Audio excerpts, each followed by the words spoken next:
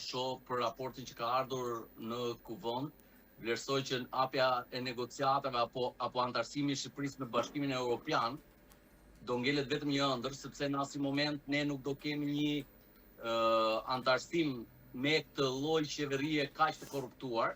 Ne kemi me qindra miliona euro të vjedhura taksa paguesve shqiptar. Të mos harrojmë kemi në çdo lloj çështje që prokuroria e posaçme ka ngritur, kemi pasur grup të strukturuar kriminal. Si mundet që ne të pretendojmë që kemi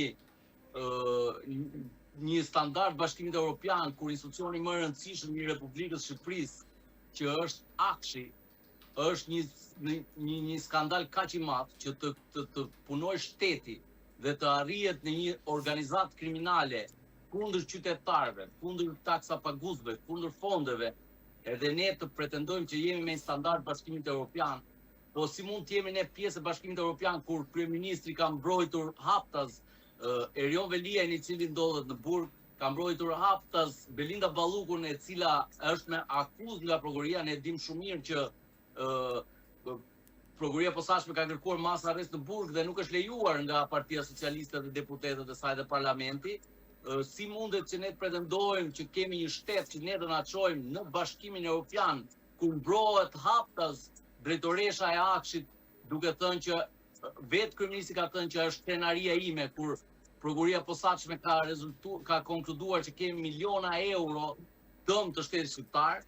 Pra, ne kemi një kryeministër që mbron krimin. Dhe si mundet të pretendojmë ne që një person që mbron krimin na antarësojnë Bashkimin Evropian? Sepse do ishte fundi i Bashkimit Evropian, nëse ne do mendonim ndonjëherë që Bashkimi Evropian është në të tillë gjendje që jemi edhe ne. Mendoj të gjithë kanë qenë jashtë shtetit dhe kanë parë infrastrukturën, kanë parë mënyrën si funksionon shkolla, si funksionon arsimi, si funksionojnë institucionet e shtetit shqiptar. Ne këtu kemi diskriminim qytetarëve në çdo fushë, në çdo administratë, çdo vend administratës. Ne kemi pensione akoma me 80.000 lekë.